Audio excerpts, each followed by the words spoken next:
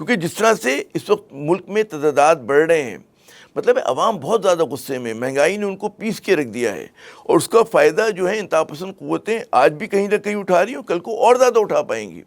اس لیے آپ کو ایسی قیادت کو سامنے لانا پڑے گا کہ جس کی کریڈیبلٹی ہو، جس کی کوئی لیجیٹیمیسی کو چیلنج نہ کرتا ہو۔ مسئلہ یہ ہے کہ کوئی جلتے توے پہ بیٹھ جائے اور یہ کہے کہ جی 2024 کے انتخابات میں واقعی نون لیگ جو ہے جیت کر آئی تھی، تو لوگ اس کو مان لیں، وہ لوگ ماننے کو تیار نہیں۔ انہیں پتہ ہے کہ مریم صاحبہ ہار گئی تھی، انہیں پتہ ہے کہ نواز شریف صاحب اپنی سیٹ خود ہار گئے تھے۔ تو جب یہ صورتحال ہو اور ان کے بڑے بڑے اسٹالورٹس ہار گئے تھے، ٹھیک ہے 2000 کہتے ہیں نا 18 کے انتخابات پہ بھی سوالیہ نشان ہے، لیکن وہاں پہ چلیں کہہ دیتے کہ گھوڑے کی 3 ٹانگیں تھیں تو ایک ٹانگ لگا دی گئی۔ یہاں پر تو مطلب ہے گھوڑا ایک ٹانگ کا ہے، یہاں پہ 17 سیٹ پہ 24 سیٹ پہ آپ لوگوں نے حکومت بنوا دی ہے، اور اس میں کوئی مبالغہ آرائی نہیں ہے۔ اس کو مطلب ہے جو این جی اوز کی رپورٹس ہیں، اس کو پوری کہتے ہیں نا کہ جو ان کے حتیٰ کہ اتحادی انہیں اس بات کا ادراک ہے کہ جناب کتنے بڑے پیمانے پہ جو ہے دھاندلی ہوئی ہے، اس کی وجہ سے اس حکومت کی کریڈیبلٹی نہیں ہے۔ چلیں اگر فرض کریں کہ ٹھیک ہے یہ حکومت آ جاتی اور یہ مطلب ہے پاکستان کی معیشت کو اچھی طرح ہینڈل کر لیتی، یہ پاکستان سے دہشت گردی کا جو وہ کہتے ہیں نا کہ افریت ہے اس کو ذرا قابو کر لیتی، لیکن یہ ان محاذوں پہ بھی ناکام ہے، یہ ملک کی سیاسی حدت میں بھی جو ہے کمی کرنے میں ناکام ہے۔ تو اس کا مطلب یہ ہے کہ جناب بہت زیادہ جو ہے اسٹیبلشمنٹ نے اپنے اوپر جو ہے فوجی اسٹیبلشمنٹ نے ایک بوجھ اٹھایا ہوا ہے، ان 2 بڑی سیاسی جماعتوں کا، 2 خاندانوں کا، جن کی ایکسیپٹیبلٹی جو ہے وہ ملک کے نوجوانوں کے اندر، پڑھے لکھے پاکستان میں کم سے کم ہو رہی ہے۔ اور پاکستان پیپلز پارٹی 18 برس سے جو ہے وہ سندھ میں حکمران ہے۔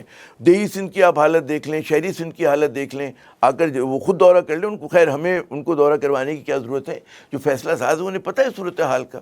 اسی طرح سب کو پتہ ہے کہ جی مریم نواز صاحبہ نے ان کے دور حکومت میں پنجاب میں کسانوں کے ساتھ کیا ہوا، پنجاب میں جو بیچارے پتھارے دار ہیں ان کے ساتھ کیا ہو رہا ہے، پنجاب میں مڈل کلاس کے ساتھ کیا ہو رہا ہے، پنجاب کے اندر جو ہے جو پیسہ لاہور میں خرچ ہو رہا ہے کیا وہ چھوٹے شہروں میں بھی اتنا پیسہ خرچ ہو رہا ہے۔ یہ جو ایک آپ کو ایک انیکویلٹی نظر آتی ہے، اس کا سب کو احساس ہے۔ ساؤتھ پنجاب بہت دکھی ہے، اور صرف ساؤتھ پنجابی کی بات نہیں، میں تو کہوں گا لاہور کے اندر کہ جن کے آپ دکانیں توڑ رہے ہیں، جن کے ٹھیلوں کو آپ برباد کریں، تو وہ کیا پاکستانی نہیں ہیں؟ جن کے آپ انکروچمنٹ کہہ کے جن کے گھروں کو گرایا جا رہا ہے، کیا وہ پاکستانی نہیں ہیں؟ وہ بھی پاکستانی ہیں۔ تو سمجھنے کی بات یہ کہ جی 21ویں صدی کے پاکستانی جو ہیں وہ یہ سوال کرنے میں حق بجانب ہیں کہ صرف 2 ہی خاندان، زرداری خاندان اور شریف خاندان، ان کو اس ملک میں حکمرانی کا حق ہے۔ یہ بہت بڑا سوال ہے۔ پھر وہ یہ بھی سوال کرتے ہیں کہ جی حلقے کی سطح کے اوپر، جس کو کانسٹیٹوئنسی پولیٹکس کہتے ہیں، اس میں چند درجن چند 100 خاندان ہیں، ان کو صرف کیا جو ہے الیکٹ ہونے کا حق ہے؟ تو یہ بھی ایک بڑا سوالیہ نشان ہے۔ تو کیا 21ویں صدی کے پاکستان میں بھی ڈائنسٹک موروثی سیاست ہی کو چلنا ہے؟ کیا پاکستانی جو ہیں وہ غلام ابن غلام ہے کہ انہیں جناب ان کے لیے کوئی یہ ملک راجواڑہ ہے کہ وہاں پر بلاول بھٹو زرداری جو ہیں ان کے آگے سجدہ ریز ہونا ضروری ہے، مریم نواز صاحبہ جو ہیں وہ راجکماری بن کے گھوم رہی ہوں؟ تو میرے خیال میں یہ 21 سینچری کا پاکستان ان چیزوں کو قبول نہیں کرے گا۔ اور جتنا جلدی جو ہے ہماری اسٹیبلشمنٹ بھی الائن ہو ان معاملات کے اوپر، ٹھیک ہے بعض مجبوریوں کے تحت انہوں نے ان کو موقع ان کو دینا پڑا، لیکن ضروری نہیں کہ مطلب ہے کہ انہی کے اوپر ہمیشہ بھروسہ کیا جائے۔ سب سے زیادہ جو ہے بھروسہ کرنے کی جو ضرورت ہے وہ عوام پر ہے۔ اگر آپ عوام کو یہ موقع دیں گے کہ وہ اپنی مرضی کے نمائندے جو ہیں وہ چن سکیں، تو پاکستان جو ہے اس کو آگے بڑھنے کا راستہ ملے گا۔ سمجھنا یہ چاہیے ہمارے فیصلہ سازوں کو کہ یہ جو بڑے بڑے خاندان آپ کو نظر آتے ہیں، یہ لوگ اپنی شیلف لائف پوری کر چکے ہیں۔ یہ لوگ 80 کی دہائی میں بھی پاکستان پہ حکمران تھے، 90 میں بھی تھے، 2010 کے بعد بھی تھے، لیکن ان لوگوں نے ڈیلیور نہیں کیا۔ جو لوگ پارٹ آف دا پرابلم ہیں وہ پارٹ آف دا سلوشن نہیں بن سکتے۔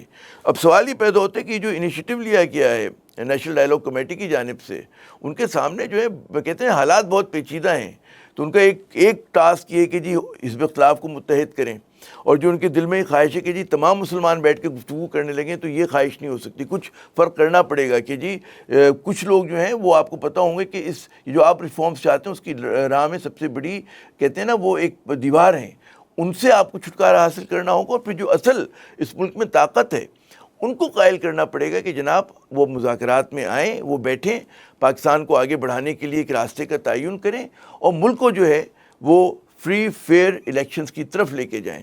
آخری جو ہے فیصلہ جو ہے وہ عوام ہی کرتے ہیں, اور اس ملک کے ہیرو جو ہیں کہتے ہیں نا حقیقی معنوں میں وہ عوام ہی ہیں. وہ کوئی خاندان نہیں ہے, وہ کوئی فرد نہیں ہے, بلکہ عوام ہے. عوام کی ایک مشترکہ دانش ہے, ان کی اپنی طاقت ہے.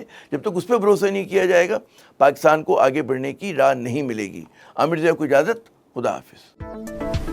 For more updates, subscribe now and press bell icon.